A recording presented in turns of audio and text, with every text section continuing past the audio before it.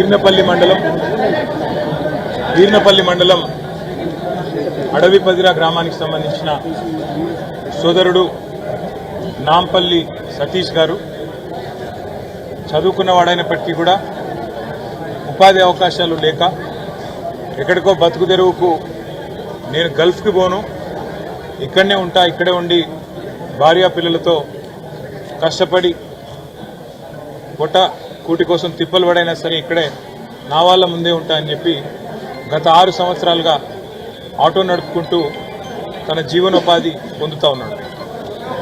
ఆ తమ్ముడు గత 6 నెలల్లో ముఖ్యంగా ఆటో నడవక, ఉపాధి లేక, కృంగిపోయి, అప్పుల భారం పెరిగిపోయి చివరికి ఆటో ఏదైతే ఫైనాన్స్లో తెచ్చుకున్నారో వారికి కూడా డబ్బులు కట్టే పరిస్థితి లేక వాళ్ళ ఆత్మహత్యకు ప్రయత్నించి సావు బతుకుల్లో కొట్టుమిట్టాడుతూ ఉన్నాడు. వారిని చూడడానికి ఇక్కడ ఎల్లారెడ్డిపేట మండలంలోని అశ్విని హాస్పిటల్కి రావడం జరిగింది.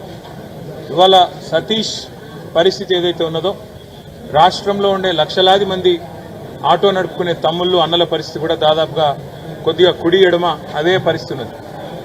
రాష్ట్ర వ్యాప్తంగా ఇవాళ లక్షలాది మంది ఆటో డ్రైవర్లు అవస్థలతో కొట్టుమిట్టాడుతూ ఉన్నారు.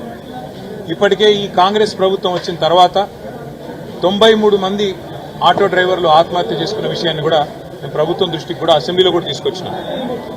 కేవలం దృష్టికి తీసుకురావడం మాత్రమే కాకుండా ఏ నియోజకవర్గంలో, ఏ జిల్లాలో, ఏ మండలంలో ఆ 93 మంది ఉన్నారు వారి పేర్లు వివరాలతో సహా ప్రభుత్వానికి శాసనసభలోనే మేము మా పార్టీ తరఫున కూడా అందజేసి ఒక్కొక్కరికి ఈ ప్రభుత్వం ఖచ్చితంగా 10 లక్షల ఎక్స్గ్రేషియా ప్రకటించి ఆదుకోవాలని చెప్పి కూడా డిమాండ్ చేయడం జరిగింది.